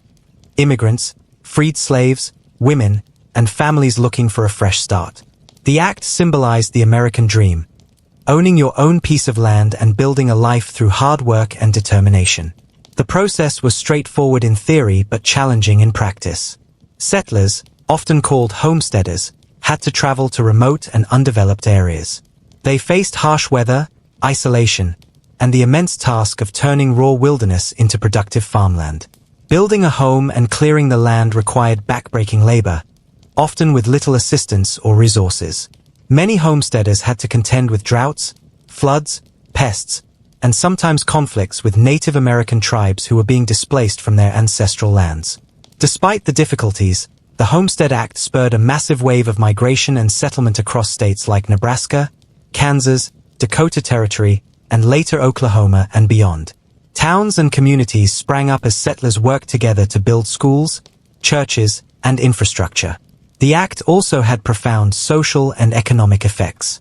It encouraged the growth of a middle class of independent farmers and helped establish a rural, agricultural society that became a backbone of the American economy. It fostered a spirit of self-reliance and community cooperation, values still associated with American pioneer life. However, the Homestead Act was not without its flaws and controversies. Many settlers received poor-quality land that was difficult to farm. Speculators and large corporations sometimes exploited loopholes to claim large tracts of land, undermining the Act's original intent. Additionally, the Act contributed to the further displacement and suffering of Native American populations, as settlers encroached on their territories. Over time, amendments and new laws adjusted the Homestead Act to address some of these issues. The program officially ended in 1976-1986 in Alaska, by which time millions of acres had been distributed and millions of settlers had benefited from its promise. In sum, the Homestead Act was a bold and transformative policy that shaped the American West and the nation's development. It stands as a testament to the ideals of opportunity and expansion that characterized the 19th century and continues to influence American cultural identity. The Transcontinental Railroad. The Transcontinental Railroad was one of the greatest engineering feats and transformative projects in American history. Completed in 1869, it connected the eastern United States with the Pacific coast, revolutionizing transportation, commerce, and the settlement of the western frontier. Before the railroad, crossing the continent was a long, difficult, and dangerous journey. Travelers faced months on wagon trails or risky sea voyages around South America or across the Isthmus of Panama. The railroad shortened this journey from months to just about a week, making travel and trade faster, safer, and more affordable. The idea of a transcontinental railroad had been discussed for decades, but it wasn't until after the Civil War that the government fully committed to building it. The Pacific Railway Act of 1862 provided federal support and funding, granting land and loans to railroad companies willing to build the line. Two companies took on the challenge: the Central Pacific, starting in Sacramento, California, and the Union Pacific, beginning in Omaha, Nebraska. The two lines raced toward each other, laying thousands of miles of track across some of the toughest terrains imaginable: mountains, deserts, and plains. The Central Pacific had to carve a path through the rugged Sierra Nevada mountains, a monumental task involving blasting tunnels through solid granite and battling harsh winters. The Union Pacific, meanwhile, pushed westward across the vast Great Plains, facing not only natural obstacles but also conflicts with Native American tribes defending their lands. Thousands of workers, many immigrants including a large number of Chinese laborists on the Central Pacific side, risked their lives to build the railroad. They worked long hours under dangerous conditions for low pay, often facing accidents, avalanches, and disease. On May 10, 1869, the two railroads met at Promontory Summit, Utah, where the famous Golden Spike was driven to mark the completion of the line. This event symbolized a new era of unity and progress for the nation. The impact of the Transcontinental Railroad was profound. It opened up the West to rapid settlement and economic development. Towns and cities sprang up along the tracks, and goods like cattle, crops, and minerals could be transported quickly to markets across the country and overseas. It also facilitated the movement of people, allowing immigrants and settlers to travel west in search of new opportunities. However, the railroad also had significant consequences. It accelerated the displacement of Native American tribes, as settlers and railroads encroached on indigenous lands. The environmental landscape was altered dramatically, and the railroads themselves sometimes engaged in corrupt practices and exploitation. Despite these challenges, the Transcontinental Railroad helped shape the modern United States. It symbolized technological innovation, national ambition, and the relentless drive toward growth and expansion. Rise of the factory system. The Industrial Revolution dramatically transformed the United States in the 19th century, shifting the nation from an agricultural society to an industrial powerhouse. Central to this transformation was the rise of the factory system, which revolutionized how goods were produced. Before factories, most goods were handmade at home or in small workshops. Factories introduced mechanized production lines that allowed mass manufacturing on an unprecedented scale. Powered by steam engines and later electricity, factories could produce textiles, tools, and machinery much faster and cheaper than before. This shift led to a surge in urban growth, as people moved from rural areas to cities in search of factory jobs. Women and children also joined the workforce, though often facing harsh working conditions and low pay.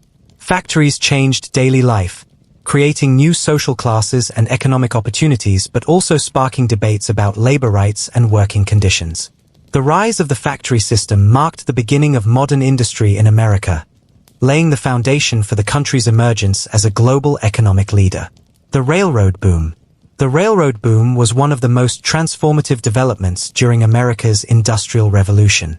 Railroads connected distant parts of the country like never before, fueling economic growth and territorial expansion. In the mid-1800s, the construction of thousands of miles of railroad tracks opened up vast regions for settlement, trade, and industry. The completion of the Transcontinental Railroad in 1869 marked a historic moment, linking the East Coast with the West Coast and dramatically reducing travel time from months to days. Railroads made it easier to move goods such as coal, steel, and agricultural products, which helped industries flourish. Towns sprang up along rail lines, becoming hubs of commerce and culture. However, the railroad boom also brought challenges. Building the railroads was dangerous work, especially for immigrant laborers who faced harsh conditions and discrimination. The expansion also led to conflicts with Native American tribes, whose lands were often taken or disrupted.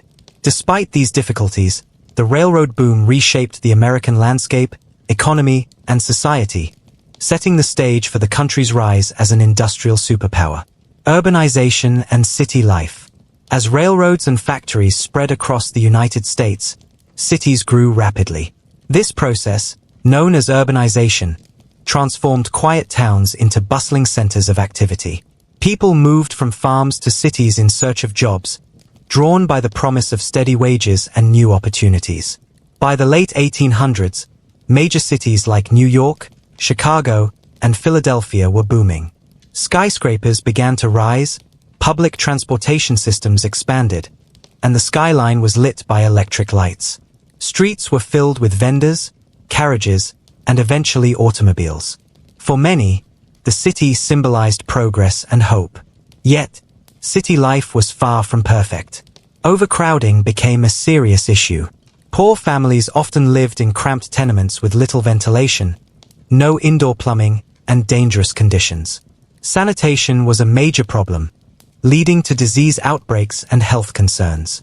Still, cities became melting pots of culture and innovation.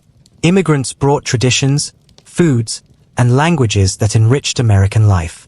Neighborhoods formed around shared backgrounds, and community bonds grew strong. Urbanization created both challenges and possibilities, shaping the identity of modern America. Labor unions and strikes. As factories expanded during the Industrial Revolution, working conditions often worsened. Laborists toiled long hours, sometimes 12 to 16 hours a day, under harsh, unsafe conditions for meager pay. Children worked alongside adults in dangerous environments, and there were no laws to protect workers' rights. In response, workers began to organize. Labor unions emerged to fight for fair wages, reasonable hours, and safer workplaces.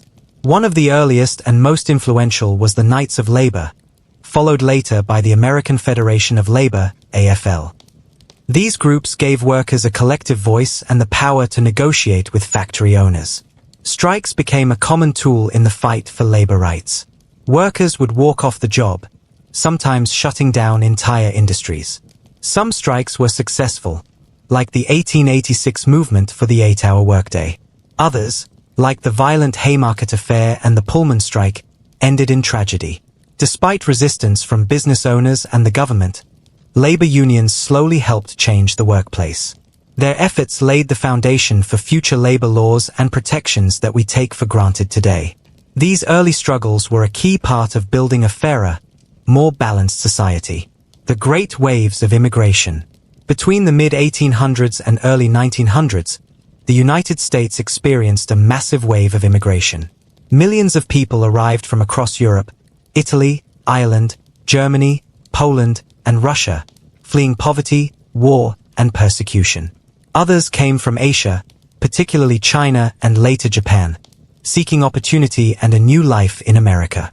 These immigrants brought diverse languages, cultures, and religions, enriching American society but also facing intense challenges. Many settled in cities, taking jobs in factories, construction, or domestic work. Their hard labor fueled the growing economy, but they were often met with suspicion, discrimination, and low wages. Some Americans feared immigrants would take their jobs or change the cultural fabric of the country. Anti-immigrant sentiment led to harsh policies like the Chinese Exclusion Act of 1882 and strict quotas in the early 20th century. Still, the immigrants persevered, building communities, churches, schools, and businesses. Their contributions helped shape modern America. From cuisine to labor to the arts, the legacy of this immigration wave is seen throughout the nation. It was a time of struggle and hope, where millions chased the promise of the American dream, leaving behind everything to start anew. Ellis Island and Angel Island. Ellis Island, located in New York Harbor, became the busiest immigration station in the United States between 1892 and 1954. More than 12 million immigrants passed through its gates, each carrying dreams of a better life.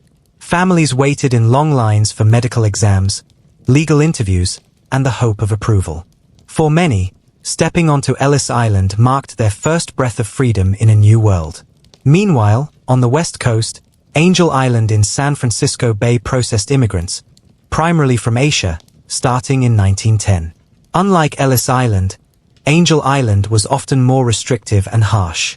Asian immigrants, especially the Chinese, faced intense scrutiny and detainment. Some were held for weeks, even months, undergoing repetitive questioning designed to find inconsistencies and reasons for denial. These two islands symbolized the gatekeeping of America. Ellis Island represented opportunity, while Angel Island echoed exclusion and prejudice. Yet both places were pivotal in shaping the country's diverse population. Today, they stand as historic landmarks. The stories of hope, endurance, and heartbreak that passed through their walls remain central to the American immigration experience, a reminder of what it meant to seek a new beginning in the land of freedom. Globalization and America's role in the 21st century. In the 21st century, globalization has further transformed the United States and its place in the world. Advances in transportation and communication technologies have made the world more interconnected than ever before. America plays a pivotal role as a global economic powerhouse, military leader, and cultural influencer. The country's businesses compete and collaborate with partners worldwide, while its policies impact international trade, diplomacy, and security. However, globalization also brings challenges such as job outsourcing, economic inequality, and cultural tensions. Issues like climate change, terrorism, and pandemics highlight the need for international cooperation. America's ongoing influence continues to evolve as it balances national interests with global responsibilities, shaping a complex and dynamic role in the modern world. Technological advances and innovation. The dawn of the 21st century has seen America at the forefront of rapid technological advances and innovation that continue to reshape society. From the rise of the internet and smartphones to breakthroughs in artificial intelligence, biotechnology, and renewable energy, these developments have revolutionized how people live, work, and communicate. American companies like Apple, Google, and Tesla have become global leaders, driving progress and shaping new industries. Innovation in healthcare, transportation, and space exploration continues to expand possibilities.